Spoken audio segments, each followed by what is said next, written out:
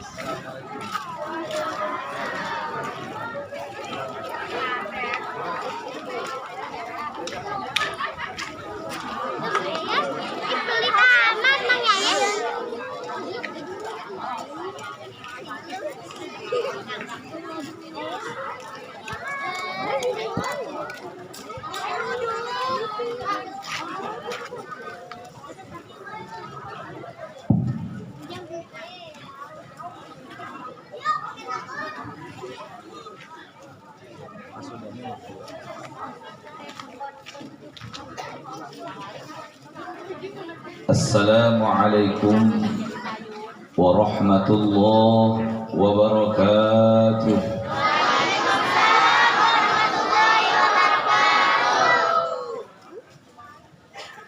Bismillahirrahmanirrahim.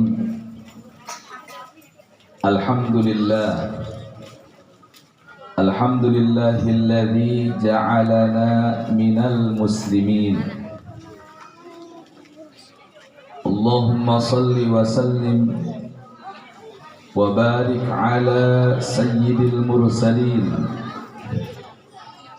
wa imamil muttaqin wa khatamin nabiyyin sayyidina wa habibina wa maulana Muhammadin sallallahu alaihi wasallam wa ala alihi wa sahbihi ajma'in wa ala tabi'ina lahum bi ihsanin ila yaumiddin.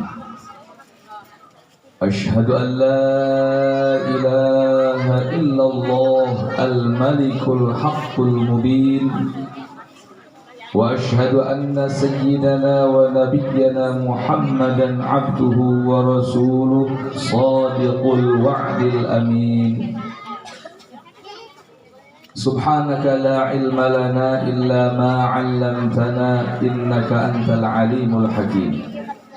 Rabbi shrah li sadri wa yassir li amri wahlul 'uqdatam min lisani yafqahu qawli wa saddid lisani wahdi qalbi bihaqqi Muhammadin sallallahu alaihi wasallam.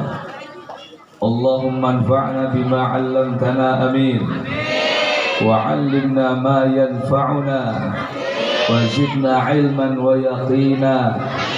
Alhamdulillah ala kulli hal wa na'udzu billah min hali ahli an-nar. Allahumma arzuqna fahman nabiyyin wa hifdzal mursalin wa ilhamal malaikatil muqarrabin. Allahumma akrimna bil ilmi wa zayyinna bil hilmi wa akrimna bit taqwa wa jammilna bil afiyah bi rahmatika ya arhamar rahimin. Amma ba'du, faqad qala Allah ta'ala fi kitabihil mubin wa huwa asdaqul qailin. A'udzu billahi minasy syaithanir rajim. Bismillahirrahmanirrahim. ربما يود الذين كفروا لو كانوا مسلمين ذرهم يأكلوا ويتمتعوا ويلههم الأمل فسوف يعلمون. وقال نبينا محمد sallallahu alaihi wa alihi wa sahbihi wa sallam.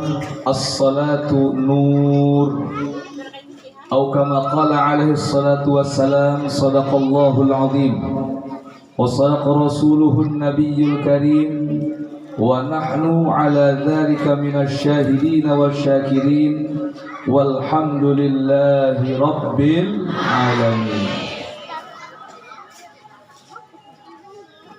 Sadaya para alim ulama, para kiai,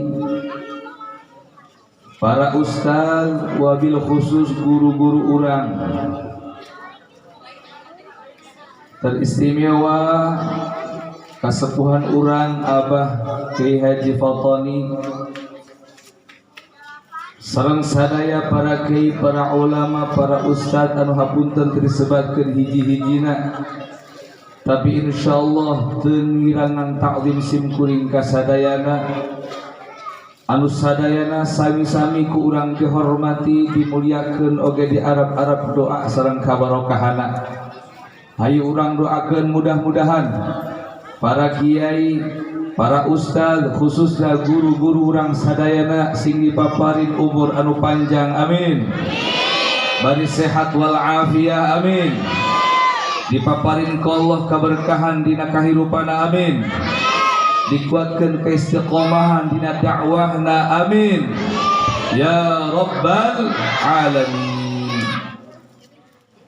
Para aparatur pamarentah, wabil khusus Bapak Camat, Bapak Kepala Desa, sareng sadaya reng-renganana anu sami-sami ku urang dihormati oge urang doakeun mudah-mudahan para aparat pemerintah urang sadayana sing senantiasa ku Allah dipasihan taufik jeung kakuatan, amin, sehingga mampu ngajalankeun tugas jeung tanggung jawabna dina raraga menegakkeun syiar-syiar agama Allah Subhanahu wa taala jeung memberikan kesejahteraan ka masyarakatna, amin ya rabbal alamin.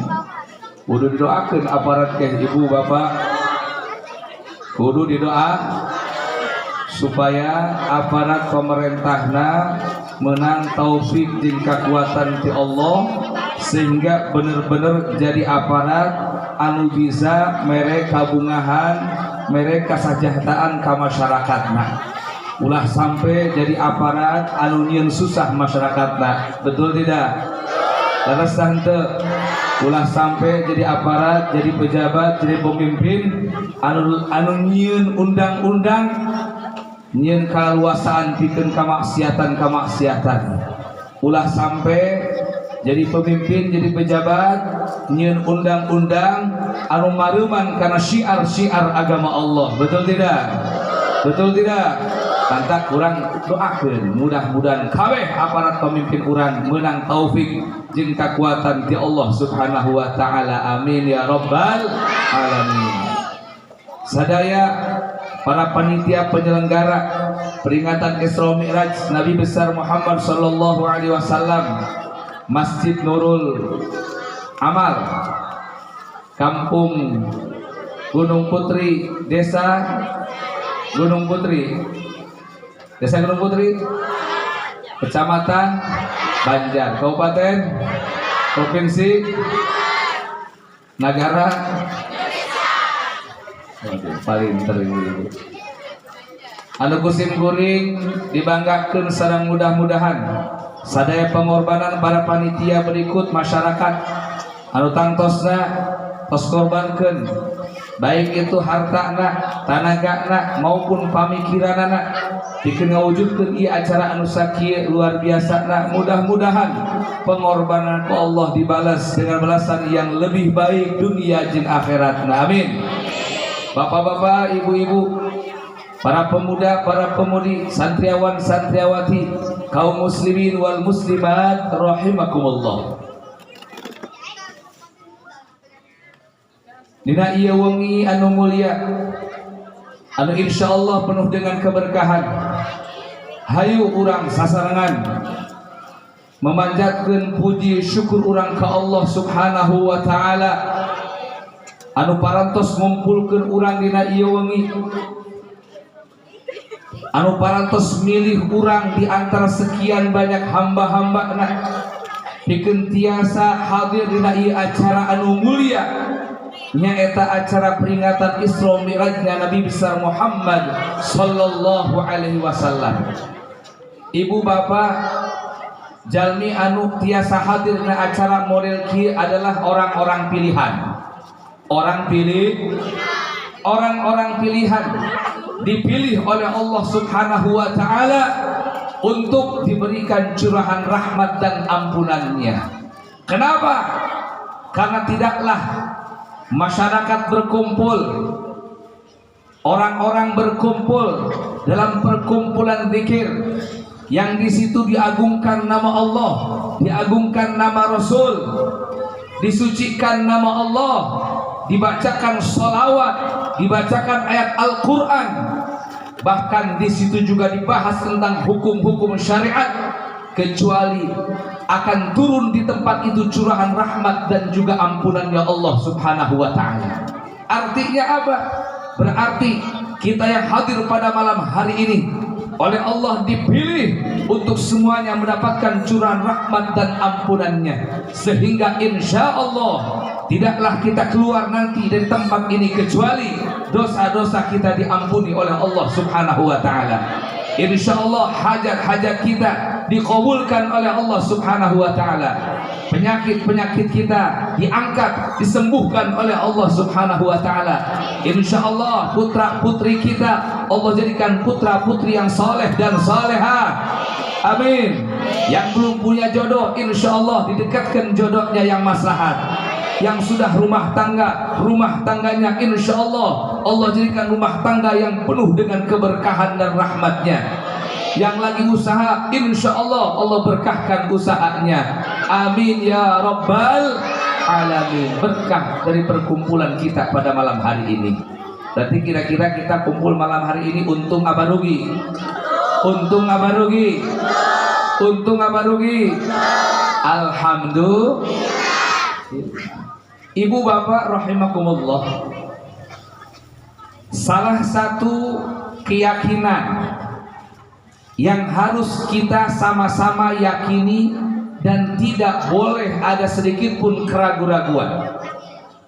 Ceramah dihadapkeun ka ibu-ibu.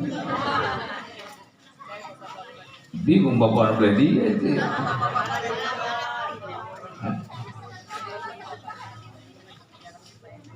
Salah satu keyakinan yang harus kita betul-betul yakini dan tidak boleh sedikit pun ada keraguan-raguan dalam hati kita,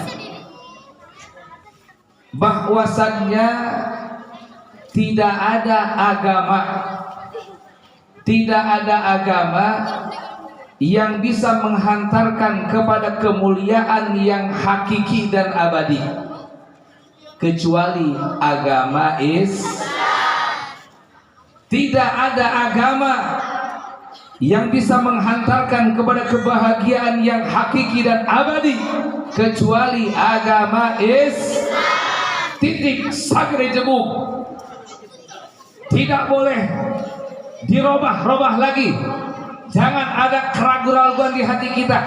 Semua kita harus yakin bahwa satu-satunya agama yang akan menghantarkan kepada kemuliaan yang hakiki dunia dan akhirat, yang akan menghantarkan kepada kebahagiaan yang hakiki dunia dan akhirat, tidak ada lagi kecuali agama Islam.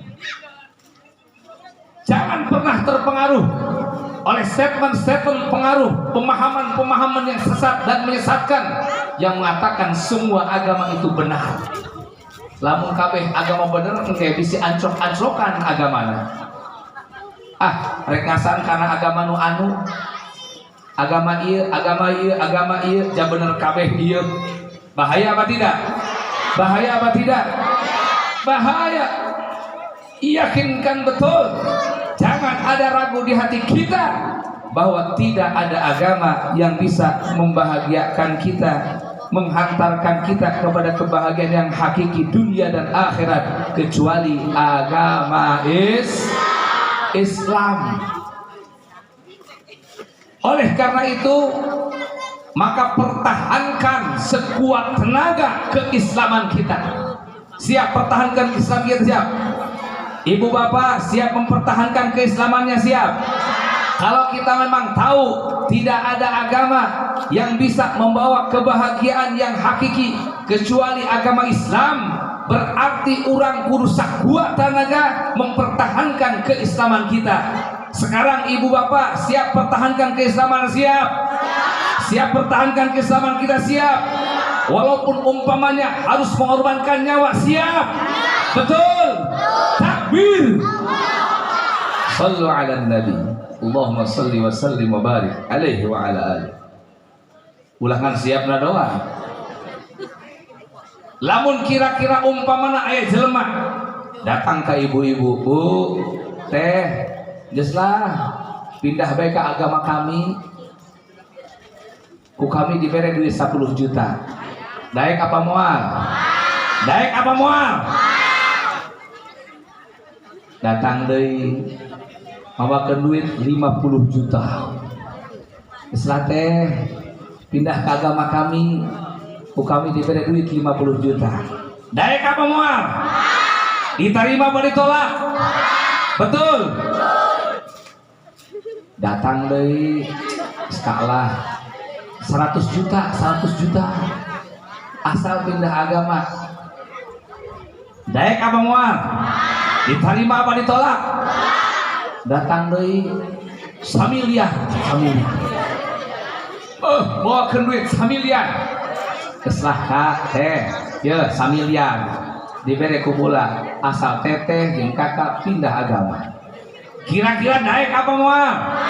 Daek apa moal? Betul? Alhamdulillah, orang dia memang top luar biasa. Ngomong doang. Orang juga tahu, mereka tahu orang Islam itu kalau diajak terang-terangan pindah agama gak bakalan mau. Sanajan iming-iming duit orang dia, orang Gunung Santri, Gunung Putri, belah mana gunungnya jeung jarata di dia mah.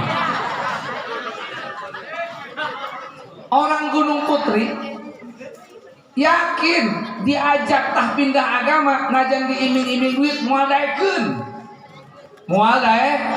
Mereka tahu, maka mereka gunakan cara yang halus. Bagaimana caranya agar orang Islam di kampung Gunung Putri supaya pindah agama ka bawah kumaranehanana? Cara halus mereka. Kumaha? Diinjeman duit lain diberi duit. Muliling ka imah-imah mendatangan ibu-ibu, ditawaran pinjaman uang 1 juta, bayarna 1.500.000. Ih, ada diberi duit teu daek, hutangan daek. Ustaz, eta mah hutangan doang dia teu ngajak pindah agama. Nyahueun batur ge diajak langsung molekeun. Tapi mereka punya strategi, pelan-pelan, lalahunan, saeutik-saeutik, tanpa terasa, lila-kalilaan. Dengan cara itu iman kita, Islam kita akan lemah. Nanti satu waktu baru mereka akan mengatakan ngajak kepada kita untuk pindah agamanya. Makanya ibu-ibu bawa hati-hati. Ayat nu ka dieu sok kitu. Sok aya nu nawarkeun pinjaman ka dieu sok. Tukang nak kabeh seueur di Jawa, si Kagandi. Oh, Kagandi. Kamari ceramah di Tanah Hara. Oh, Ustaz, ini mah tuh cenah. Pos kamlingna ge asa hiji eta. Urang teh ieu per RT lain, sa RT ieu opat cenah. Jeung naon? Jeung ngahalangan bisa anu macem-macem bangsa bangke asup ka kampung sikat ku kami. Oh, gagah eta ngaranna. Mau jejer ieu pos kamlingna. Sa RT padahal mah eta. Suganta sa RT hiji gitu, bareng sa RT opat. Jeung ngajagan bisi aya macem-macem kampung sikat ku kami. Wah, kudu kitu urang Gunung Putri kita. Salili Eli, ya salili. Nah, gitu. Luar biasa. Coba kita bersama-sama jaga keislaman kita. Bapak Ibu rahimakumullah. Oleh karena itu sekali lagi kita harus berusaha sekuat tenaga, sekuat mungkin bagaimana caranya untuk menguatkan dan mengokohkan keislaman kita.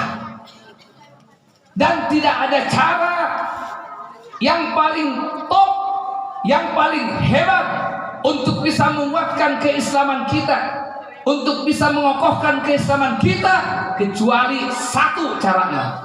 Bejaan taulah, bejakeun ulah, mun bejakeun siap ngamalkeun anak, siap ngamalkeun anak, betul. Tidak ada cara yang paling ampuh untuk menguatkan dan mengokohkan keislaman kita kecuali ngaji, kecuali mengaji, hadir tempat-tempat pengajian kiai-kiai kita, guru-guru kita.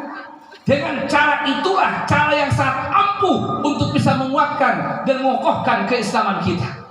Kenapa begitu? Karena di tempat pengajianlah akan dibahas tentang isi daripada keislaman. Akidah dibahas di pengajian, tentang syariat dibahas di pengajian, tentang akhlak dibahas di pengajian. Segala hal berkaitan tentang keislaman dibahas di pengajian, sehingga yang kurang tentang keislaman kita akan disempurnakan di pengajian, yang salah-salah akan diluruskan, yang lemah-lemah akan diperkuat melalui pengaji. Makanya masyarakat hayang kuat Islamna, hayang kokoh Islamna, ramekeun pengajian wae di dieu. Siap ngaramekeun? Siap. Siap kita ramekeun pengajian kita, siap. Betul. Takbir.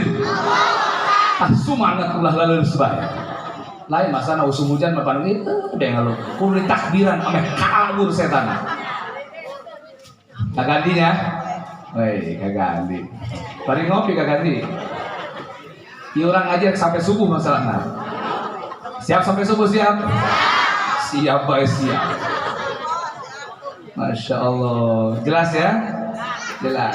Jadi tidak ada cara untuk menguatkan keislaman kita kecuali dengan mengaji. Oleh karena itu, dimanapun kita berada dalam kesempatan apapun, maka jadikan semua untuk mengaji. Dan alhamdulillah di urang mah peringatan hari besar Islam dimulai Muharram jero-jero nama ngaji, Maulidan jero-jero nama ngaji, termasuk Isra Mi'raj paneusi nama ngaji. Mantak jelema mah lamun daek ngaji geus be khoer. Bagus pokok jelema mah lamun ngaji. Sabab jelema ngaji mah gorengna bagus ceuk ulama. Jelema lamun daek ngaji ya jelema bagus, geus lempangna bae tiap lengkahna pan 100 kabagusan kata pikeun jelema. Encan ke diugna, encan ningali pamenteuk kiaina, wow loba jasa. Encan ke setiap kalimat per kalimat yang disampaikan oleh kiainya akan jadi kebaikan bagi orang yang mendengarkannya. Masya Allah, mantakna eueuh teu endahna jelema nu ngaji mah. Kabeh ge nu ngaji mah kumaha cenah Pak Ustad? Aya nu sok hadir ngaji ngan ngadon sare doang ngajina. Bagus eta ge. Daripada ngaji ngobrol. Betul tidak? Mendingan ngaji sare daripada ngaji ngobrol. Sabab lamun ngaji ngobrol, manehna teu meunang ilmu, batur nu digirna ge kaganggu, teu kadenge omongan guru. Betul tidak? Mendingan hees sekali ngaji. Matak ngajian hees ge nu ngaji mah bagus bae geus. Teuing ulah digeungeureuhkeun. Antepkeun bae tah hees. Mun bisa mah geus kubar ge antepkeun bae tah hees.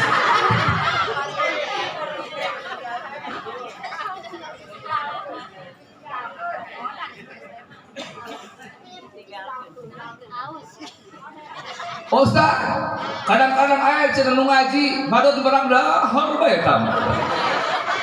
Ngageser-geser piring ka daharan bae. Sain antepkeun bae. Ulah digeungeureuhkeun. Di pengajian geus ngadon barang dahar geus sain, geus bagus bae daek lembang ka tempat pengajian.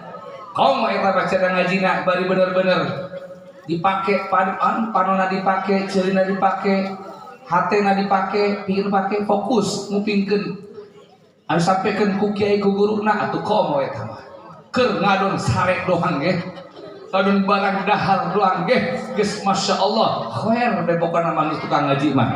Ngan titip kula mah mun keur ngaji ulah ngobrol kitu lah.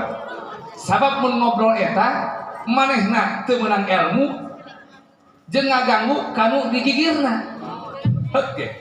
Bahkan guru nageh kadang-kadang lamun keur ngajar anu ngobrol teu fokus eta ngomongna. Betul tidak? Maka cek simkuring tadi, daripada ngobrol mendingan HS di pengajian mah. Mendingan nablah SKB atuh magah naon ngaji. WSKB. Siga nu edan kiai ngomong we sorangan ABS. Masya Allah. Maka ngaji mangga pokoknya top. Jadi para jamaah sadayana, terutama kampung, para masyarakat kampung Gunung Putri, ayo di dia aya mas taklim, di dia aya pengajian, ramekeun hadiran ulah masjidikeun ka dieu ka ditu rek aya caian, rek kopian, rek eueuh hadiran.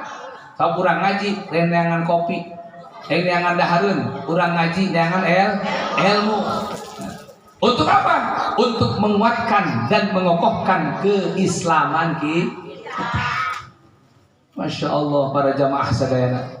Hadirin wal hadirat rahimakumullah. Di dalam agama Islam ada salah satu ajaran yang merupakan tiang daripada ajaran Islam. Bahkan ajallu mabanil Islam, paling pokok, paling agungnya di antara pondasi-pondasi Islam. Apakah itu? Yaitu ibadah sholat. Betapa ini sholat merupakan ibadah yang sangat agung, sangat mulia. Bahkan diumpamakan oleh Rasulullah sebagai tiangnya agama. Kalau bangunan tidak ada tiangnya, kira-kira nangtung tarubuh. Rubuh moal kuat eta bangunan. Islam ge lamun teu aya salatan, urang ngaku Islam tapi teu salat, maka seperti bangunan tiangan lila kalilaan rubuh keislaman urang. Ngaku umat Islam tapi teu salat, maka akan lama kelamaan keislaman bahkan terhapus, rubuh, runtuh sama sekali kemah Islaman. Naudzubillah min. Dan sholat inilah yang merupakan oleh-oleh yang paling utama yang didapatkan oleh Rasulullah Sallallahu Alaihi Wasallam di dalam perjalanan Isra Mi'rajnya beliau. Ibu bapak rahimakumullah, Isra Mi'raj itu sebagaimana yang sering diterangkan oleh guru-guru kita di dalam kitab-kitab sejarah, terutama kitab Dardir, bahwa Isra Mi'raj itu perjalanan malam. Kangjeng Nabi dikawal ku malaikat Jibril jeung Mikail jeung Sejen Sejena, ditaekeun kana kendaraan yang dimana namakan Buraq, berangkat di Masjidil Haram ke Masjidil Aqsa di Palestina. Jaraknya ribuan kilometer, tapi dalam jarak tempuh yang sangat singkat. Isra Mi'raj itu jarak yang ditempuh jutaan kilometer, lebih katungtung kalewatan langit ke-7 jutaan kilometer. Tapi kata Syekh Nawawi, waktu yang dibutuhkan dalam pelaksanaan itu hanya sekitar 3 atau 4 jam saja. Yang ditempuh jarak jutaan kilometer dalam waktu 3 atau 4 jam. Masya Allah, lamun cek nuturkeun adat mah ini tidak bisa diterima. Karena cek adat mual mungkin dina waktu 3 atau 4 jam bisa menempuh jutaan kilometer. Lamun 3 4 jam paling sabaraha kilometer. Jadi ke Jakarta umpamana, jadi ke Bogor lah mau naik mobil mah 3 jam lebih. Berapa kilometer? Paling 300 kilometer. Tidak sampai 1000 meter aja. Tapi ini jutaan kilometer bisa ditempuh dalam waktu 3 ataupun 4 jam. Berarti ini luar biasa. Luar biasa. Ini satu keistimewaan yang Allah berikan kepada junjungan kita Nabi besar Muhammad Sallallahu Alaihi Wasallam. Dan keistimewaan Isra Mi'raj ini tidak pernah Allah berikan kepada Nabi ataupun Rasul sebelum beliau. Pernah gak kira-kira mendengar cerita ada seorang Nabi sebelum Nabi Muhammad di Isra Mi'rajkan? Pernah apa tidak? Pernah tenguping umpama seorang Rasul yang di Isra Mi'rajkan sebelum Nabi kita? Pernah atau tidak? Tidak ada, dan memang tidak ada satupun Nabi. ataupun rasul sebelum nabi kita yang di-Isra Mirajkan oleh Allah Subhanahu wa taala. Satu-satunya hamba Allah, nabi Allah, rasul Allah yang di-Isra Mirajkan hanyalah nabi kita, Nabi besar Muhammad sallallahu alaihi. Tapi ibu bapak rahimakumullah, perlu kita ketahui bahwa Kangjeng Nabi diberi ku Allah kemuliaan Isra Mi'raj itu tidak sekonyong-konyong gratisan dibikin begitu saja, tidak. Tetapi Allah memberikan kemuliaan Isra Mi'raj kepada Nabi kita setelah beliau mampu melewati masa-masa sulit, ujian demi ujian, musibah demi musibah, penderitaan demi penderitaan yang dihadapi dengan penuh ketabahan dan kesabaran, sehingga kemudian Allah berikan kemuliaan Isra Mi'raj.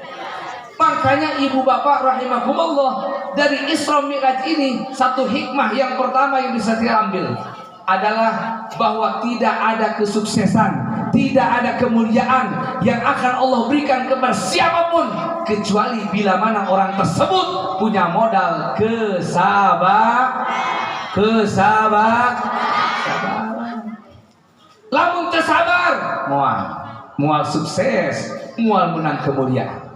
Kiai-kiai yang sekarang kita lihat mendapatkan kemuliaan dari Allah itu setelah mereka melewati masa-masa sulit dan dihadapi dengan penuh kesabaran, akhirnya dimuliakan ke Allah.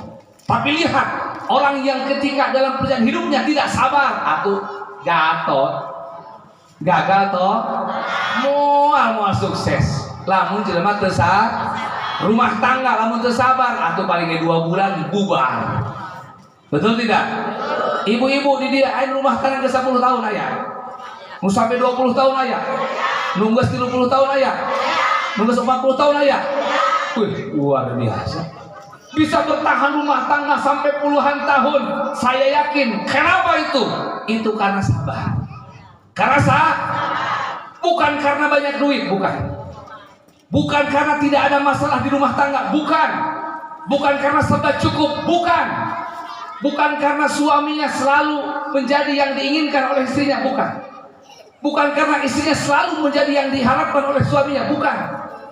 Tapi karena kedua-duanya sabar menghadapi perjalanan hidup, akhirnya lebih kau 40 tahun teganti-ganti nu eta ben mereka leket.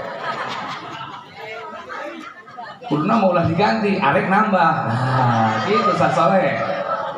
Sasoleh tambah bagiana. Iya, Masya Allah, luar biasa. Ku sabar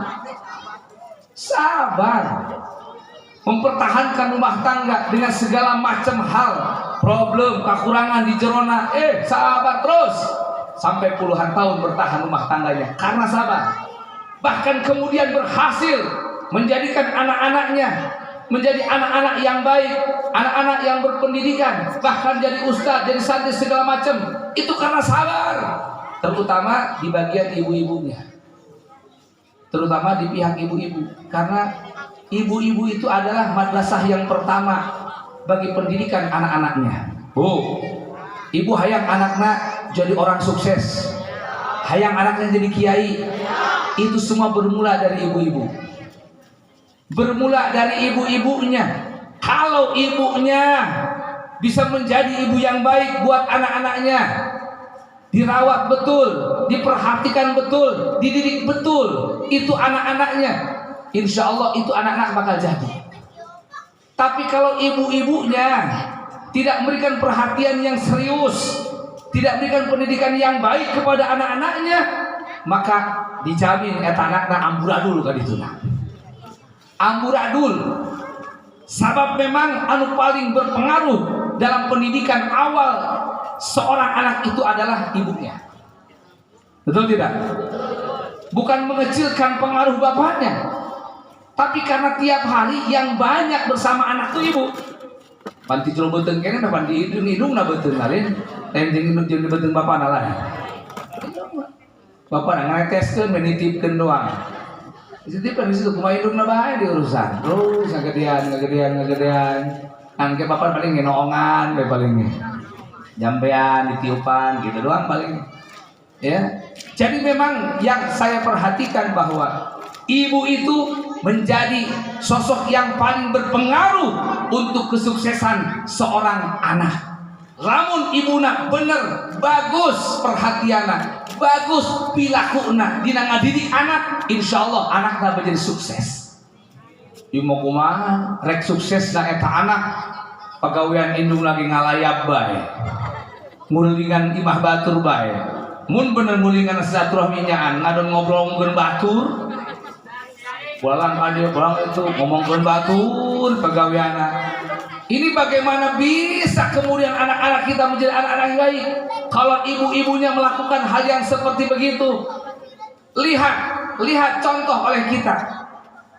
Orang-orang yang hari ini mereka sukses menjadi kiai-kiai, anaknya jadi kiai, si anu, oh anaknya kiai kabeh. Kenapa? Lihat, itu pasti karena ibunya merawat betul anak-anaknya. Diperhatikan betul oleh ibu, ngajina segala macam hoke. Bisa ditinggali kurang. Ada orang punya anak jadi ustadz, jadi kiai. Itu pasti ibunya itu orang yang sangat betul-betul perhatian kepada anaknya. Ngadidik bener ke anaknya. Sebab ibu mah hebat. Kadang-kadang seorang ibu walaupun suaminya meninggal bisa ngurusan anak, betul tidak? Tapi lamun bapak ditinggalkan indungna, anak malima amburadul ya. Lalaki mah teu bisa ngurusan anak. Tapi ibu mah hebat ngurusan anak. Nah, oleh karena itu kembali bahwa kesuksesan siapapun, kemuliaan apapun di dalam urusan apapun, kalau ingin kita capai maka modalnya harus sabar baik. Ustaz soleh yang nambah, sabar baik, sabar. Kewan Cina mah kalau Allah ditakdirkan bisa nambah bahkan langsung opat. Amin. Oh Ustaz soleh harus amin baik lah. Ya Allah. Satu hikmah Isra Miraj bahwa tidak ada kesuksesan, tidak ada kemuliaan yang bisa dicapai kecuali bermodalkan la asasilan as-su'ba au udrikal muna faman qadatil amalu illa lisabirin. Sungguh aku akan anggap yang sulit itu mudah sampai teraih cita-cita, karena tidak akan teraih cita-cita kecuali oleh orang-orang yang sabar. Santri mas santren kudu salabah. Leukeun, ngapal kena leukeun, nyorogana leukeun, ilubalagana leukeun. Coba lamun santri teu sabar, sorogan ka kiai atau ka santri kolot, teu sabar soroganana. Kadang-kadang hayang ngancrok we pungul lancar encan. Nah, B huruf jadi sebagai sangat jantan hayang lanjut pada iklam bae terakhir. Kehelanan heula kumaha ustadna bae. Wali mah kadang-kadang santri maro maneh. Baheula mah kula mah santren, can dipindahkeun mah eta ku guru teu wani. Pipindahan sorangan. Hayo bae. Kadang-kadang aya 20 kali bolak-balik geus pusing teh urang. Iklam deui can dipindah-pindahkeun iku. Paling ku guru atau ku nangarna ku santri kolot ya. Oh baheula masalah mah kuari mah geus bisa eta santri. Karak 3 kali bae cara kahaneng mah heuh kahaneng hayang pindah cenah. Teu sabar kuari mah jelema. Masya Allah. Tapi insya Allah pokoknya mah dengan adanya orang yang mau mesantren saja untuk zaman sekarang sudah Masya Allah, sudah alhamdulillah. Jadi ayah santri ayah nah, sing salabar mas santrena supaya hasil ilmu manfaat jadi ulama. Amin ya robbal. Ibu bapak rahimakumullah, Kangjeng Nabi ketika oleh Allah subhanahu wa ta'ala diperintahkan untuk menyampaikan dakwah, menyampaikan risalah Islamiyah ke masyarakat, eta Kangjeng Nabi bu memeh dititah dakwah mah memang diangkat si Nabi jeung Rasul adalah sosok yang sangat dipuja-puji oleh masyarakat Arab. Oh nu nyawat kabeh muji Muhammad top. Bagaimana mungkin tidak memuji? Wajah, sosoknya, fisiknya tidak ada yang menyamai. Ganteng. Gantengnya luar biasa. Akhlaknya, sopan santunnya, ketawaduannya, kedermawanannya, semua akhlak baik ada pada Kanjeng Rasul sallallahu alaihi wasallam. Sehingga orang-orang memuja-muji Rasulullah. Tetapi setelah kemudian Allah mengangkat beliau menjadi nabi dan rasul, memerintahkan kepada nabi untuk menyampaikan risalah Islam kepada masyarakat, mengajak masyarakat meninggalkan menyembah berhala supaya menyembah hanya kepada Allah saja, mengajak masyarakat untuk meninggalkan judi, meninggalkan mabok-mabokan, meninggalkan perzinahan, meninggalkan saling membunuh. Nah, ketika saat itu kemudian baru masyarakat berubah. Anu tadina resep jadi hewa ka Kanjeng Nabi. Anu tadina memuji justru kemudian jadi mencaci. Gara-gara naon? Gara-gara nama teresep diajak bener. Penyembah berhala teh salah, betul tidak? Salah nyembah berhala teh. Maka Kanjeng Nabi diajak supaya benar, ulah nyembah berhala, nyembahna ka Allah. Sabab hilangin ubing salsi termasuk orang Allah nyeuna, mereka nyembah ka Allah, ulah ka berhala. Diajak bener, teu daek marah, hewa ka Kanjeng Nabi. Ulah mabok, ulah zina, ulah judi, mangkani eta kalakuan geus jadi karesepna jeung hobina. Teresep marah ka Nabi. Bayangkan, Nabi hidup di tengah-tengah masyarakat yang sudah mendarah daging kalakuan nu model kitu. Mana teuing coba. Urang bae ge panleun lamun kira-kira aya di urang mabok dielingan ku urang, dinasihatan ku urang, kadang-kadang sok marah eta nu dielinganana. Bener teu? Marah padahal maksud urang mah supaya selamat. Tapi kadang-kadang mau dielingan marah ka urang.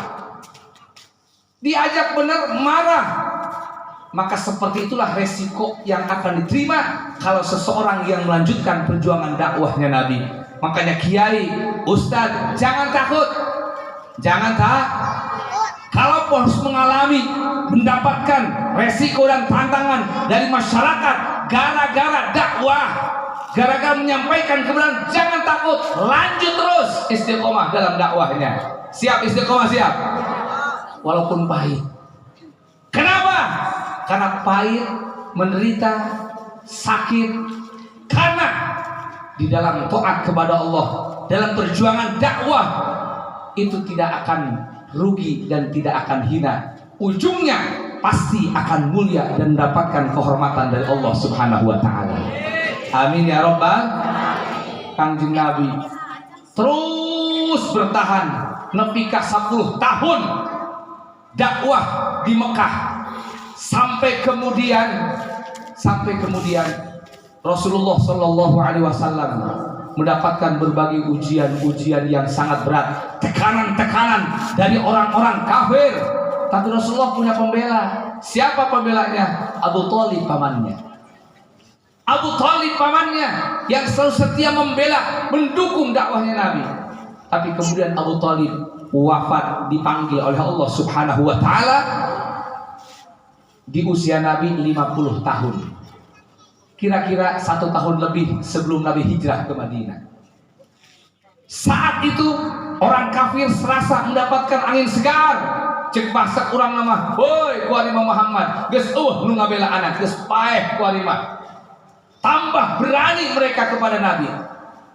Makin dahsyat tekanan-tekanan, ancaman-ancaman dari orang-orang kafir kepada Nabi dan para sahabatnya. Sebulan 5 hari dari kewafatnya Abu Thalib, kemudian wafat istri tercintanya Sayyidah Khadijah. Coba, Masya Allah, berat henteu kira-kira. Ditinggalkan pamajikan kira-kira berat henteu? Berat henteu? Suknu selon malah atau payah macuna kawin deui. Tidak semudah itu Bapak Ibu. Tidak semudah itu. Apalagi ini istri yang betul-betul setia, Sayyidah Khadijah, seorang perempuan kaya raya, cantik, Bu. mun aya malah kowe benghar gelis bager, semua hartanya habis diberikan untuk perjuangan dakwahnya Rasulullah Sallallahu Alaihi Wasallam. Betul-betul sosok perempuan yang menemani di saat suka dan menghibur Nabi di saat beliau mendapatkan duka. Di luar geus dakwah, dihina, dicaci, diledek, diciduhan, ditablokan tai segala macam kangjeng Nabi, pulang ke rumah yang menghibur istrinya Sayyidah Khadijah. Masya Allah. Kitu tak pemajikan mah. Iya mah salaki balik ka imah lain dibubungah kalah nyeun tambah rungsing aing mah. Hah? Datang ka imah puguh salaki geus capek berusaha neangan pina pakaheun ngan teu hasil. Datang ka imah bukan disambut dengan wajah yang menyenangkan, kalah manyun be. Laju ngomongkeun hutang be. Masya Allah. Atuh keheulanan lapan heula kesangna tah diuk heula tanya bisa hayang ngopi tah ngeteh tah nyusu tah ulah laju ditanyakeun masalah bae lah kok mulai ditanyakeun setoran mah mana setoranna bau pohar tadi kan aya nu kitu aya nu kitu aya aya nu kitu dia masya Allah apa saja. Nih perempuan yang solehah luar biasa Sayyidah Khadijah, perempuan yang betul-betul mencurahkan segenap jiwa dan raganya serta hartanya untuk berjuang mendukung perjuangannya suami yaitu Rasulullah Sallallahu Alaihi Wasallam. Wafat luar biasa, encan ge leungit, sedih ditinggalkan ku paman yang setia membelanya. Disambung lagi dengan wafat istri tercinta yang setia mendampinginya. Bukan main kesedihannya Rasulullah saat itu. Maka kemudian itu tahun disebut dengan sebutan Amul Huzni, tahun kesedih. Sedih Nabi. Tapi kemudian walaupun demikian, bukan kemudian karena sedih akhirnya Nabi berhenti dakwah, tidak. Tetap Nabi terus berdakwah, menyampaikan kisah Islam walaupun tidak ada pembela, walaupun tidak ada pendamping. Hanya sedih kan, sedih ditinggalkan pembela, ditinggalkan pendamping. Maka kemudian Allah Subhanahu wa taala menghibur beliau dengan di Isra Mi'raj. Luar biasa. Bapak Ibu rahimakumullah. Jadi yang pertama sekali lagi hikmah dari Isra Mi'raj Nabi besar Muhammad SAW bahwa kalau kita ingin mendapatkan kemuliaan dan kesuksesan dalam urusan apapun, kita harus sabar menghadapi segala macam resiko yang kita hadapi di dalam ketaatan kepada Allah Subhanahu wa taala. Satu. Lanjut. Masih siap ngaji? Betul. Yang kedua, kita tidak akan ceritakan semua, waktu namual cukup. Saya hanya mengambil satu cerita apa yang diperlihatkan oleh Allah kepada Nabi di saat Nabi Isra Mi'raj. Apa itu? Ketika Nabi berjalan dalam perjalanan Isra Mi'raj, tiba-tiba Nabi mencium wewangian. Mencium wewangian yang begitu wangi luar biasa. Sampai Nabi tanya kepada Jibril, "Ya Jibril, ma hadhihi raihah?" Wahai Jibril, wangi apakah ini? Kata Jibril, "Ya Muhammad, hadhihi raihatu Masyitati binti Fir'aun." Ulama macana raihatu Masyitati binti Fir'aun. Anu maca raihatu Masyitata binti Fir'aun gitu ya. Dibaca fathah cenah. Naon sababna? Sabab jelas gair munsharif. Cek ulama tepas. Sabab Masyitah di situ bukan nama itu ya.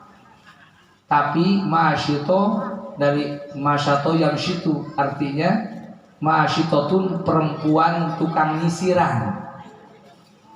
Ya, raihatu Masyitati binti Fir'aun. Ini adalah wanginya perempuan yang nyisirin anak perempuannya Fir'aun gitu. Ini maksudnya lain ngaran, tapi sebutan itu sifat, isim sifat. perempuan anu tukang nyisiran anak bikang Firaun. Jadi Firaun boga anak bikang, nah aya tukang nyisirna khusus. Tukang nyisiran, pembantu berarti kan? Pembantu perempuan biasa, tukang nyisiran anak bikang Firaun. Satu waktu ketika nyisiran, tiba-tiba sisirna ragad. Ketika ragad dicandak ku eta masyitoh teh, bari maca naon? Macana bismillah ta'isa Firaun, dengan menyebut nama Allah celaka binasalah Firaun. Kadenge ku anak bikang Firaun. Anggaplah umpamana ngaranna Masitoh. Masitoh, ari kitu sia boga pangeran selain bapak aing. Pan Firaun mengaku Tuhan, Mbak. Ku saking gagah-gagahna, ngarasa gagah, ngarasa kekuasaannya besar, powernya besar, sehingga ngaku pangeran sagala tangkorak Firaun. Padahal jelema pendek cenah. Jelema pendek. Ngan hayang ka tinggal di jangkung make selop. Iya. Jadi selop eta selop jangkung teh eta. Jadi itu nabi teh Firaun eta. Bari parake ku ibu-ibu. Lah, geus kitu bener maneh boga pangeran selain bapak aing cek Masitoh nya kulama pangeran bapak maneh bejakeun sia ku aing ka bapak bejakeun kan itu ka bapak sia akhirna singkat cerita dibejakeun lah ka Firaun dipanggil Masitoh panggil tah ka dia Masitoh bayangkeun marahna Firaun dipanggil lah eta Masitoh ditanya Masitoh bener siapa boga pangeran selain aing? Apa jawab Masitoh? Lihat, ini jawaban keluar dari seorang perempuan yang kelas rendahan. Atau pembantu mah kelas rendahan kan? Bukan perempuan yang pinter ngaji tukang dakwah, bukan. Perempuan yang kerjaannya membantu menyisiri anak perempuan, anak bikang Firaun. Perempuan kelas bawah.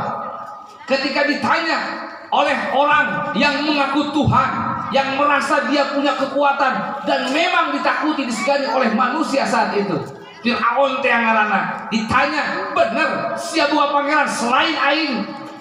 Cek Masitoh dijawab dengan penuh keyakinan, tanpa rasa takut, tanpa keraguan-raguan. Apa jawabannya? Dia bilang, Rabbi wa rabbukallah. Rabbi Tuhanku, wa rabbuka dan Tuhanmu Allah. Coba. Padahal ditanya kieu, maneh bener buka pangeran selain aing? Cek urang mah cukup dijawab Rabbi Allah, Tuhanku Allah. Tidak usah pakai wa rabbuka. Tapi dengan keberanian dan ketegasannya ini seorang Masitoh perempuan dan rendah, tapi berani menjawab Rabbi wa rabbukallah. Beliau bukan cuma memberikan pernyataan tentang keyakinan dirinya, tapi juga berdakwah kepada Firaun, orang yang sangat disegani dan takuti. Berdakwah apa? Berdakwah untuk mengatakan Tuhanmu juga Allah. Kamu tuh bukan Tuhan, seolah begitu. Jadi dia mengatakan, menyaksikan diri sendiri dan juga berdakwah ke Firaun. Hebat tuh. Hebat apa tidak? Ini perempuan-perempuan biasa, pembantu, berani ngomong tegas di hadapan pemimpin yang otoriter, pemimpin yang zalim, pemimpin yang sangat merasa gagah, merasa punya power, tapi tidak takut untuk mengatakan kebenaran di hadapannya, walaupun resikonya nanti adalah nyawa. Bapak Ibu rahimakumullah, terus terang saja, ini cerita membuat kita malu, membuat kita malu. Kemana kita yang diustadkan sama orang, yang dikiaikan sama orang, bahkan diabuyakan sama orang? Ketika pemimpin-pemimpin mengeluarkan undang-undang yang bertentangan dengan syariat, kemana kita hanya diam saja? Masa kita kalah dengan seorang Masitoh, pembantu kelas rendahan, tukang nyisir, tukang nyuci piring, berani mengatakan kebenaran di hadapan orang yang ditakuti oleh orang lain, di hadapan raja yang mengaku sebagai Tuhan, padahal resikonya nyawa. Urang diustadkeun ku batur, dikiakeun batur, dianggap boga ilmu. Ketika pemimpin-pemimpin kita, ketika pemerintah mengeluarkan undang-undang yang bertentangan dengan syariat, diam, cicing. Betul tidak? Betul tidak? Isin orang ngaku ustaz, ngaku kiai, diam saja ketika ada kezaliman. Betul tidak? Diam saja ketika ada kemungkaran. Contoh ayeuna, bukankah yang sekarang lagi heboh peraturan yang dibuat oleh seorang pejabat negara, membuat aturan tentang volume suara azan? Apa urgensinya? Apa pentingnya? Kita anggap itu tidak ada pentingnya. Bahkan kita anggap itu awal, langkah awal untuk memadamkan syiar-syiar agama Allah. Betul tidak? Lalu kenapa kita diam saja? Ramai di medsos doang. Pak Handa, nah gitu doang lah. Itu mah nggak ada pengaruh apa-apa. Mau ngomong segimana juga nggak ada pengaruhnya seperti itu. Harusnya buat langkah yang nyata. Contoh, orang dia nyiar video, kami masyarakat Kampung Gunung Putri menentang keras peraturan yang dibuat oleh Menteri Agama. Kenapa? Karena kami anggap itu peraturan bisa memudahkan syiar agama Allah. Gitu kumpul menyiar, betul tidak? Ulah kalau di medsos be. Pai handa. Hanya orang polisi tewak gitu. Jangan begitu caranya. Kita hidup di negara yang punya aturan hukum. Kalaupun kita tidak setuju dengan aturan yang dibuat, lakukan dengan cara-cara yang sesuai dengan hukum. Betul? Jangan sembrono dan sembarangan. Ya, kita sependapat insya Allah bahwa peraturan yang dibuat ini tidak sesuai. Tidak setuju kita dengan peraturan ini. Untuk apa ngatur-ngatur itu? Untuk apa? Apa urgensinya ngatur-ngatur suara toa ketika adzan? Sudah jelas bahwa adzan itu disyariatkan untuk dikeraskan suaranya. Kenapa? Karena cek Kangjeng Nabi, idza nudiya lis-shalah adbara syaitan. Lamun dikumandangkan adzan memanggil orang untuk sholat, maka adbara syaitan, papur ta setan. Setan akan lari walahu duratun, bahkan sambil terkentut-kentut, sambil muak eta lompatan setan. Sieuneun ngadengi adzan. Biarkan suara adzan dikeluarkan dengan sekeras-kerasnya, terdengar kemana-mana, menggaung kemana-mana, biar terdengar oleh telinga-telinga kaum muslimin. Mungkin saja mereka ada di kebun-kebun, ada di gunung-gunung. Kalau keras terdengar, setidaknya mereka teringat dengan kewajibannya. Enak mendetikkan, atau nggak ada yang kesadik loh. Betul tidak? Bahkan kalau kita ingat dengan hadis-hadis Nabi bahwa kalau kita adzan dan adzan kita keras, maka sesuatu yang mendengar adzan kita, bukan cuma manusia, bahkan batu, benda mati, benda hidup, akan semuanya memintakan ampun untuk yang adzan. Pernah protes di muadzin ini. Mana muadzin? Kula tersetuju sebagai muadzin, kula tersinggung gitu pula. Kau mau disarwakeun jeung gonggongan anjing mah, eta mah leuwih nyeri hate deui. Leuwih nyeri hate. Ibu-ibu bapak, ngadengan nyeri hate tante. Ketika suara adzan, nah, walaupun klarifikasi begini dan begitu, tapi di situ bisa kita lihat ini bicara tentang kenapa, jelas ya, kenapa Pak Menteri ini mengatur suara volume toa saat adzan. Alasannya mengganggu. Alasannya ada yang terganggu. Terganggunya seperti begini contohnya.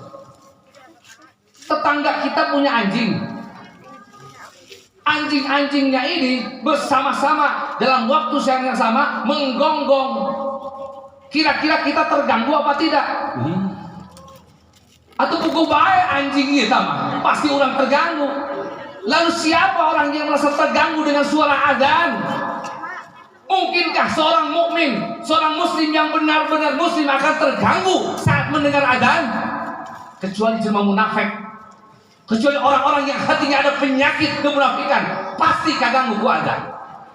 Kecuali orang-orang yang kesurupan setan, pasti kagak mau adzan, betul apa tidak? Atau mungkin orang yang berbeda akidah dengan kita, dia akan terganggu dengan adzan. Kenapa? Karena adzan itu diisinya adalah kalimat-kalimat tauhid. Asyhadu Allahu Akbar, Allahu Akbar. Jelma Islam ngadenge takbir Allahu Akbar atuh tersentuh hatena. Sanajan goblok ge jelma Islam lah goblok ge mah reman. Baragajul, ngadenge adzan mah tetep ribe hatena. Ada tersentuh hatinya jelma Islam iya sama dung-dung lagi. Adapun orang yang akidah mungkin saja tidak suka dengan kalimat-kalimat Allahu Akbar, Allahu Akbar, asyhadu an la ilaha illallah. Pasti mereka tidak suka dengan itu. Lalu kenapa harus kemudian dikecilkan suara tuanya? Biarkan saja suara ini akan terus kita gaungkan dan kita keraskan. Yang merasa terganggu biar mati dengan rasa terganggunya. Betul tidak? Orang pun sok cicing di pinggir jalan. Lalu di situ suara mobil, suara motor. Tidak kurang direneng kita mobil. Wayang nih gandeng aing. Letikan coba volume mobil ayo. Gandeng aing cenah ieu. Ih, jelema geblek mah. Atuh kurang teh bapak, adi bakal keteguatkan dengan suara mobil kami mah atuh pindah ulah deket jalan. Oh itu tuh dekat kuburan. Betul tidak? Tuh. Kita sudah tidak setuju dengan itu. Nah, tapi tetap ketidaksetujuan kita sampaikan sesuai hukum. Jangan ramai di medsos ini, wah, nggak ada hikmahnya, nggak ada faidahnya. Jien, kagandi. Kabeh masyarakat kuarinya di video kan kuari nama. Siap tak kira video kan? Siap mah. Dipandu kugula ngomong kabehan babarengan. Kami warga kampung Gunung Putri menyatakan tidak setuju menolak dengan undang-undang yang dibuat oleh Menteri Agama untuk mengatur volume suara adzan di masjid-masjid dan musola. Karena itu kami anggap langkah awal memadamkan syiar agama Allah. Itu takbir. Siap mau nyeun Kak Gandi? Nyeun ke urang beres geus kieu. Siap kon. Itu dibiarkan.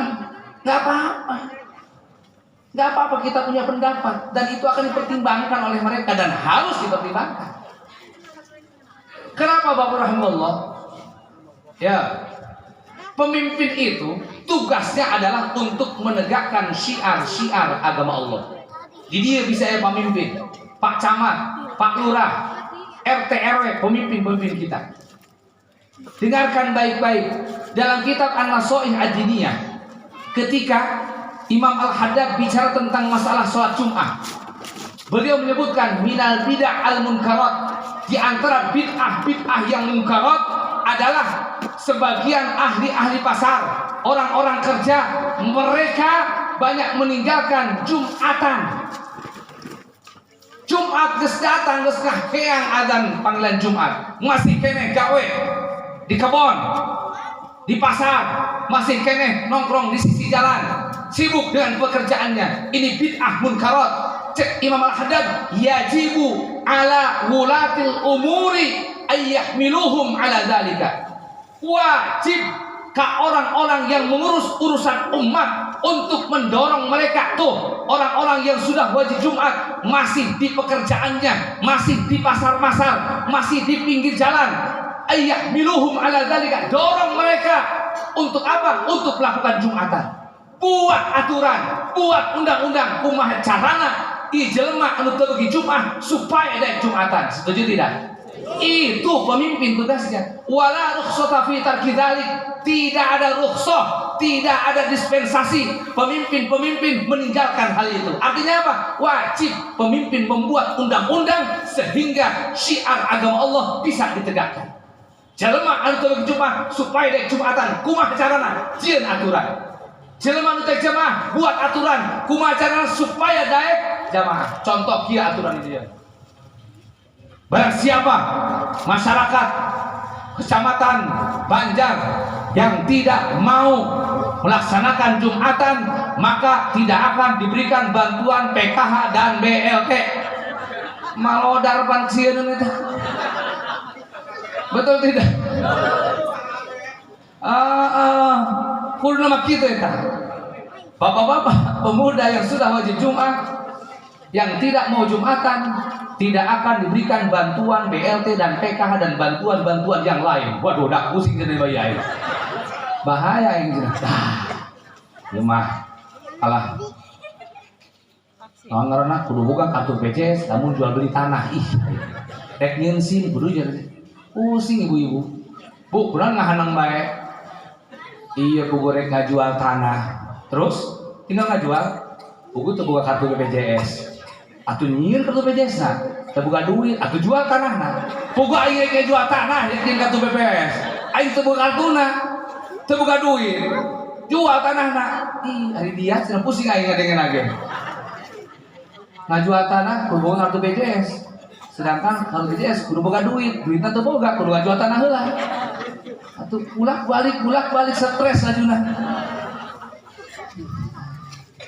Teka harti kula menungguan ge iya pemimpin-pemimpin terutama yang ngurus urusan agama, bagaimana caranya masyarakat supaya daek Jumatan, daek jamaah, daek ngaji, jieun undang-undang. Betul tidak? Karena kata Imam Haddad berikutnya, wa ma wallahumullahu amra ibadihi illa liyuqimu fihim sya'aira dinihi wa yahmiluhum ala iqamati faraidihi wajtinabi maharimihi. Tidaklah Allah mengangkat orang-orang menjadi pemimpin, menjadi pengurus urusan hambanya kecuali satu, liyuqimu fihim sya'aira dinihi, untuk menegakkan di tengah-tengah mereka syiar-syiar agama Allah. Kudu nama dikeraskeun deui, dihebohkeun deui, digaungkan lagi suara-suara adzan dan syiar-syiar Allah yang lainnya. Yang kedua, wa yahmiluhum ala iqamati faraidihi, tugas pemimpin mendorong masyarakat, lain berhidayah, lain eta urusan Allah, mendorong masyarakat untuk menegakkan kefarduan Allah, wajtinabi maharimihi, dan menjauhi larangan-larangan Allah. Betul tidak? Yang kita tunggu-tunggu itu, andaikan Menteri Agama membuat aturan kayak tadi, bahwa anak-anak pemuda yang sudah wajib Jumat bila mana tidak Jumatan tidak boleh, tidak mendapatkan legalitas masuk kuliah, gitu. Kan sieun kena Jumatan pemuda. Nu paling dahsyat teh mun siga tadi aturan. Bapak-bapak, ibu-ibu, bapak-bapak khususnya, bapak nu Jumatan, nu jamaah, moal dibere bantuan BLT, PKH dan lain sebagainya. Enggeus eta sieun. Nah, kapan camat jeung palurah jieun undang-undang gitu, sepakati. Bagusan teh kira-kira? Bagusan teh kira-kira? Terus ieu mau undang-undang ngeun ngaturan volume speaker. Geus sakitu wae. Speaker sakitu wae geus. Dikurangan ulah, dileuwihan ulah. Kita tambah deui speakerna los. Maksudnya, Masya Allah. Ini harusnya kita malu. Ketika ada undang-undang model begini, harusnya apalagi yang katanya kiai, yang katanya ustadz, harusnya bersuara menolak undang-undang yang bertentangan dengan agama, walaupun cara penolakannya harus sesuai dengan hukum yang berlaku. Ulah cicing bae maksudnya, ulah ngahenen bae, biraku lah, cuma laku biraku bae. Kita terus taat ke pemerintah, kudu taat baik. Taat juga kalau aturan itu tidak bertentangan dengan hukum Allah. Eta mah pun bertentangan, atulah cicing bae, ulah taat bae. Bukan untuk memberontak pemerintah, bukan. Tapi kewajiban kita untuk melawan segala bentuk kezaliman dan kemungkaran. Betul tidak? Seperti umpamanya yang jelas-jelas terjadi. Yang terjadi kepada Habib Rizik Syihab, seorang zuriyah Nabi, juga seorang ulama, orang yang begitu lantang menyuarakan kebenaran, melawan segala bentuk kezaliman. Hanya karena mengucapkan, aku baik-baik saja. Bib, gimana Bib keadaannya? Saya baik-baik saja. Hanya karena sebab itu dituntut 6 tahun penjara. Kira-kira munasabah tah henteu? Adil apa tidak? Adil tah henteu? Zalim tah henteu? Zalim. Dan itulah yang sedang diperlihatkan, dipertontonkan oleh aparat kita. Kita harus diam saja, lakukan sesuatu untuk melakukan pembelaan kepada orang-orang yang zalim, apalagi yang ini adalah zuriyahnya Rasul sallallahu alaihi di makalah ngadukung. Bahkan ketika para santrinya, 6 pengawal santri beliau yang dibunuh dengan cara yang keji, anu sampai ngadukung segala, kami mendukung tindakan tegas aparat membunuh orang-orang yang melawan aparat. Luar biasa. Iya. Ngadukung. Harusnya ini nyawa bukan 1-6, jangankan 6, 1 saja. Nyawa seorang mukmin itu sangat berharga. Membunuh seorang mukmin sama dengan membunuh orang banyak. Berharga betul itu nyawa orang mukmin. Apalagi ini orang yang dia bukan pelaku kriminal, bukan orang gembong narkoba, bukan pembunuh, bukan santri pecinta gurunya, santri yang mencintai dzurriyyah Nabi, membela demi keselamatan dzurriyyah Nabi. Kalaupun cesimpul ini mah, kalaupun salah pun masih tembak bae geus, teu kudu disiksa. Ini kan banyak sekali bukti penyiksaan. Ini kan berbahaya. Para jamaah semua tahu kemudian pelaku yang katanya dianggap sebagai tersangkanya dituntut berapa tahun? Tahu? Membunuh 6 orang ini dituntut berapa tahun? Dituntut hanya 6 tahun penjara. Berarti saya jelema 1 tahun. Masya Allah. Zalim tante. Adil apa tidak? Dan kalau memang kita melihat ini kezaliman dan ini tidak adil, bersuara dong. Lakukan sesuatu untuk menunjukkan ketidaksetujuan kita dengan kezaliman aparat. Dengan cara apa? Dengan cara-cara tentunya yang sesuai dengan hukum yang berlaku. Ulah amuk-amukan tubuh, ada cara-caranya. Lakukan sebisa mungkin. Yang penting ulah cicing. Kenapa? Kudu izin karena masyitoh.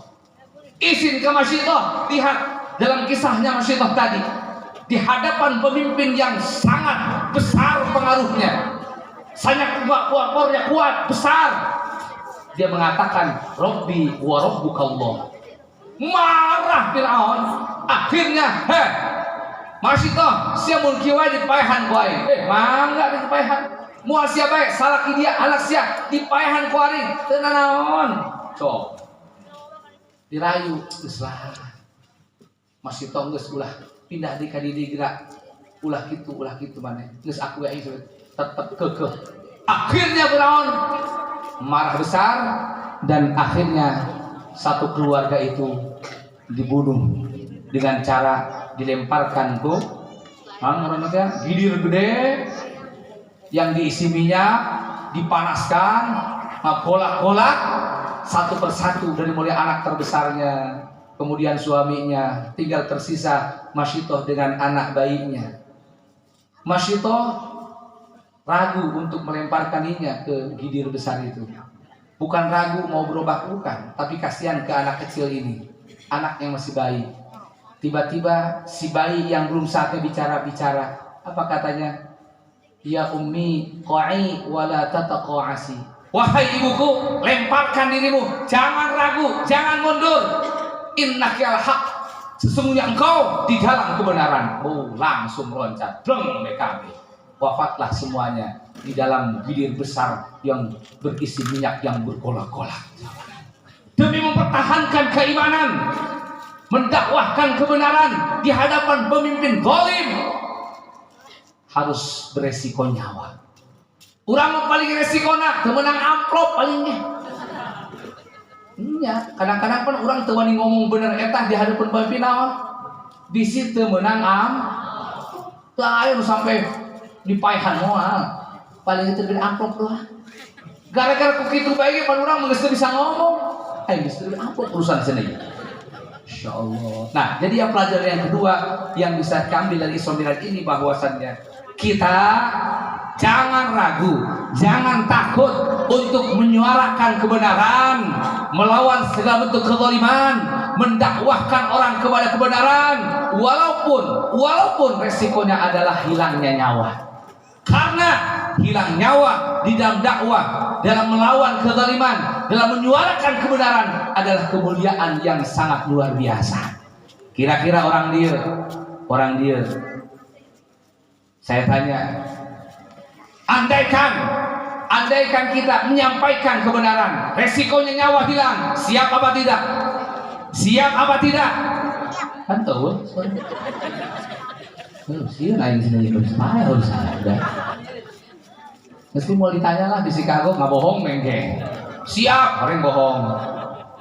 Yang pasti mudah-mudahan dengan cerita Isra Mi'raj ini menumbuhkan giroh kita kepada agama kita, bahwa ketika agama kita dihina, dinodai, kita malu untuk diam. Harus malu kepada masyarakat. Seorang perempuan yang lemah, yang kelas bawah saja berani menyuarakan kebenaran walaupun resikonya hilang nyawa. Masa kita laki-laki jawara berilmu tidak berani mendakwahkan kebenaran, menyuarakan kebenaran hanya karena bisa diberi amplop, hanya karena bisa diberi bantuan pasantren. Masya Allah. Coba tumbuhkan. Terus kadinya ingat isin ingat ke masito bedak masito mah tuh sampai kapan batur mah makarat itu diberi bantuan gesin. Yang terakhir Bapak Ibu rahimakumullah, dari Isra Mi'raj ini mari kita laksanakan kewajiban dari Allah Subhanahu wa taala yang diwajibkan oleh Allah kepada umat Nabi Muhammad SAW di saat Isra Mi'raj, yakni kewajiban sholat 5 waktu. Kewajiban sholat 5 waktu. Ini sebuah kemuliaan buat kita umat Nabi Muhammad. Jangan pandang ini sebuah beban, tapi justru ini sebuah kemuliaan. Allah menghendaki kita mendapatkan kebaikan dunia dan akhirat, sehingga Allah perintahkan kita sholat. Di dalam sholat itu mengandung kebaikan dunia dan akhirat. Salah satu contoh yang Nabi kabarkan tentang kebaikan sholat apa? Kata Nabi, wahai sahabat, andaikan di dekat pintu rumahmu mengalir sungai bening, lalu kau mandi di situ 5 kali setiap hari, akankah badanmu tersisa daki dan kotoran? Kata para sahabat, ya Rasulullah, tentu di badan kami tidak akan tersisa daki dan kotoran. Bersih atau mandi lebih kali 5 kali atau bersih tamalin bersih lecet tamal. Kata Rasul, fakadzalika matar shalawatil khamsi, maka begitu juga perumpamaan salat 5 waktu, yamhu bihinna khotoya, maka dengan salat 5 waktu Allah akan menghapus, membersihkan kotoran-kotoran dosa kita. Coba, Masya Allah. Itu cuma satu saja. Bahkan tadi dalam hadis yang Al-Fakir sampaikan di awal, as-salatu nur, salat itu adalah cahaya. Kata Sayyid Muhammad bin Ali Al-Maliki, maksudnya apa? Nurun lil musalli fi qalbihi wa fi basiratihi wa fi aqlihi wa fi wajhihi. Bahwa salat akan jadi cahaya bagi orang yang melakukan salat, menjadi cahaya di akalnya, menjadi cahaya bagi mata hatinya, menjadi cahaya bagi hatinya, dan akan cahaya bagi wajahnya. Maka jelema tukang salat mah sadaya perintah hideung ge, tapi hideungna bercahaya. Memancarkan cahaya berkah tina komo anu putih nu hideungna ge tukang salat mah herang pokona mah. Cek ibu-ibu mah glowing. Apa Bu? Heran.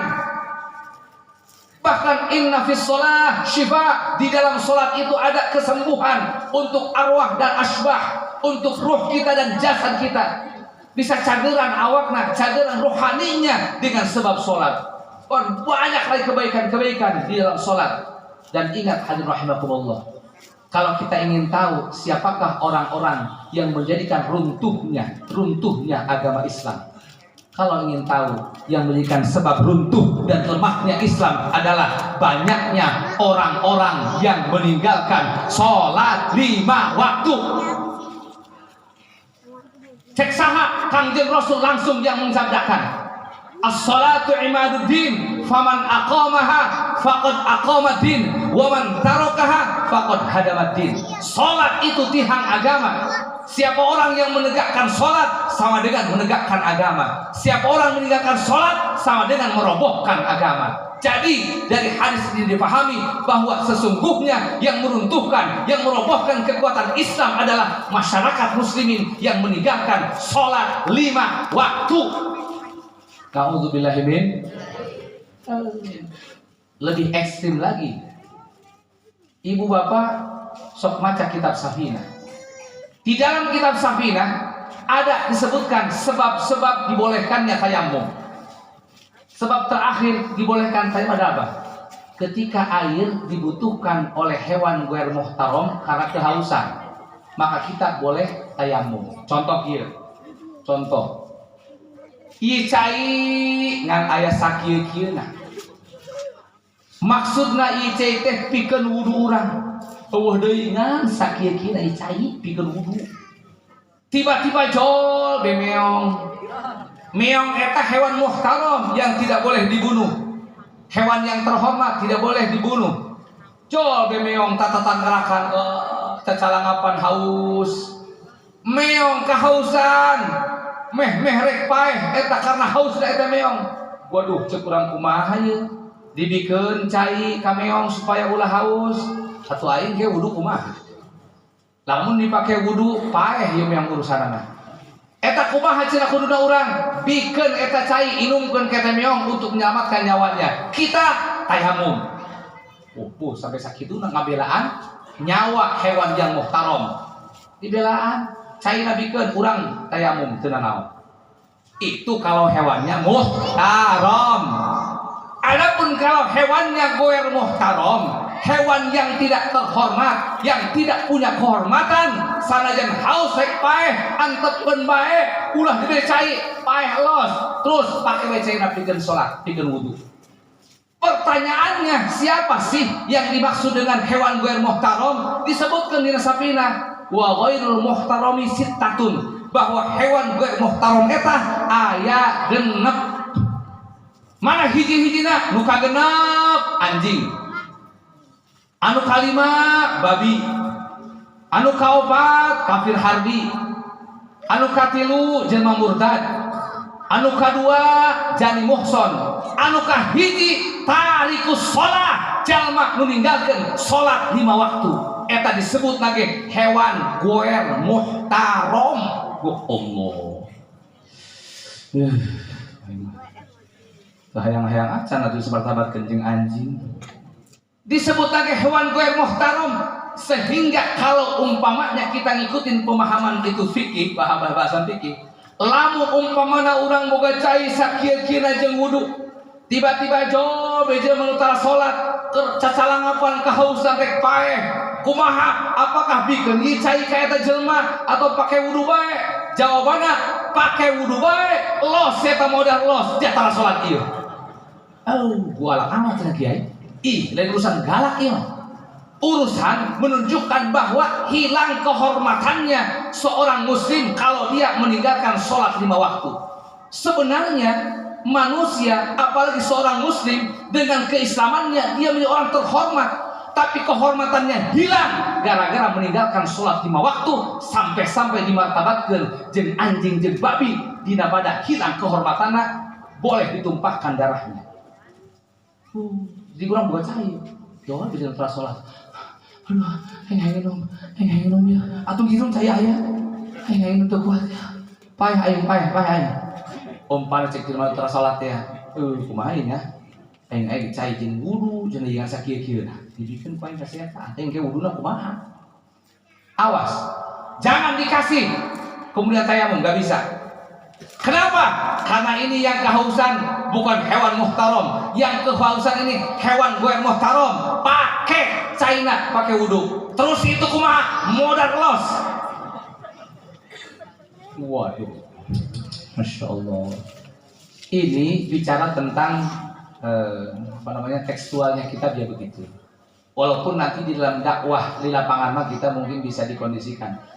Mudah-mudahan baik itu sudah robah, dicari gitu ya. Tapi secara aturan hukumnya begitu. Yang maksudnya bahwa betapa buruknya, betapa hilangnya kehormatan seorang muslim gara-gara meninggalkan sholat 5 waktu. Makanya Bapak Ibu rahimakumullah, wayahna ieu kana sholat 5 waktu ulah sok ngalalaworakeun. Bahkan kata Imam Haddad dan Firasudiyah, salah satu sebab mati su'ul khotimah al-mutahawin bis sholah, orang-orang yang mereka suka mengenteng-enteng sholat sehingga berani meninggalkan sholat 5 waktu, dikhawatirkan matinya tidak membawa iman, alias su'ul khotimah. Mun jelema paehna teu mawa iman, ulah ngarep-ngarep bisa nyasaan kana surga, komo asup mah. Nauzubillahi min. Mudah-mudahan dengan berkah peringatan Isra Mi'raj ini Allah berikan taufik hidayah kepada kita, sehingga kita senantiasa bisa menjaga sholat 5 waktu kita, bahkan secara berjamaah, menjaga kewajiban sholat Jum'ah kita. Mudah-mudahan Allah memberikan kesabaran kepada kita dalam menghadapi dan menjalankan perintah Allah, menjauhi larangannya, menghadapi segala macam ujian dari Allah Subhanahu wa ta'ala. Mudah-mudahan Allah menanamkan ghirah, rasa kecemburuan di hati kita dalam membela agama kita. Mudah-mudahan dengan keberkahan Isra Mi'raj ini, amin ya rabbal. Terakhir kita bacakan Fatihah untuk saudara-saudara kita yang saat ini sedang tertimpa musibah. Alhamdulillah di Kampung Gunung Putri mah hujan mengguyur berhari-hari, tidak sampai terjadi banjir. Tapi di tempat-tempat lain, daerah-daerah itu mana? Citerep, Atia, Rimbang dan lain sebagainya, di Serang, Nopika, Keramat, Banten banjir, masya Allah. Mudah-mudahan kita doakan yang terkena musibah, Allah berikan kesabaran dalam menerima musibahnya, dan mudah Allah segera berikan jalan keluar dan mengangkat segala musibah ini, dan kita mudah Allah berikan keselamatan, ya, berikan kesempatan selama musibah bencana, dijaga oleh Allah dari penyakit-penyakit, dari kemaksiatan. Mudah Allah wafatkan kita husnul khatimah. Ala hadina ila hadratin Nabi. Al-Fatihah. A'udzu billahi minasyaitonir rajim. Bismillahirrahmanirrahim. Alhamdulillahi rabbil alamin. Arrahmanir rahim. Maliki yaumiddin. Iyyaka na'budu wa iyyaka nasta'in. Ihdinas siratal mustaqim. Siratal ladzina an'amta 'alaihim ghairil maghdubi 'alaihim waladdallin. Amin. Fatihah yang terakhir, mohon dengan ikhlas dan ridhonya untuk keselamatan, kesehatan, juga keberkahan daripada Al-Imam Al-Habib Muhammad Rizik Syihab beserta keluarganya. Mudah-mudahan dengan Fatihah kita ini beliau Allah berikan kesehatan, Allah berikan panjang umur, Allah berikan ketabahan dan keteguhan hati, Allah berikan kesabaran, Allah berikan pertolongan dan perlindungan, Allah berikan kemenangan dalam langkah perjuangannya, Allah hancurkan musuh-musuhnya. Dan mudah-mudahan yang telah melakukan pembunuhan kepada 6 pengawal atau santrinya, baik pelakunya yang nyuruhnya dalam intelektualnya, mudah-mudahan oleh Allah diberikan hukuman yang seberat-beratnya. Mudah-mudahan Allah hancurkan hidupnya dengan sehancur-hancurnya bi barakati Ummul Quran. Al-Fatihah. A'udzu billahi minasyaitonir rajim. Bismillahirrahmanirrahim. Alhamdulillahi rabbil alamin. Arrahmanir rahim. Maliki yaumiddin. Iyyaka na'budu wa iyyaka nasta'in. Ihdinas siratal mustaqim. Siratal ladzina an'amta 'alaihim ghairil maghdubi 'alaihim waladdallin. Amin. Kita tutup dengan sama-sama membaca sholawat badar untuk keberkahan acara kita malam hari ini. Salatullah salamullah ala taha rasulillah. Salatullah salamullah ala yasin habibillah. Tawassalna bismillah wa bil hadi rasulillah. Tawassalna bismillah wa bil hadi rasulillah wa kulli mujahidin lillah بأهل يا الله صلاة الله على طه رسول الله صلاة الله سلام الله على ياسين حبيب الله إلهي سلم الأمة من الآفات والنقمة إلهي سلم الأمة من الآفات ومن هم ومن غمة بأهل يا الله صلاة الله على طه رسول الله صلاة الله الله على ياسين حبيب الله اللهم بارك لنا في رجب وشعبان اللهم بارك لنا في رجب وشعبان وبلغنا رمضان وحصل مقاصدنا صلاة الله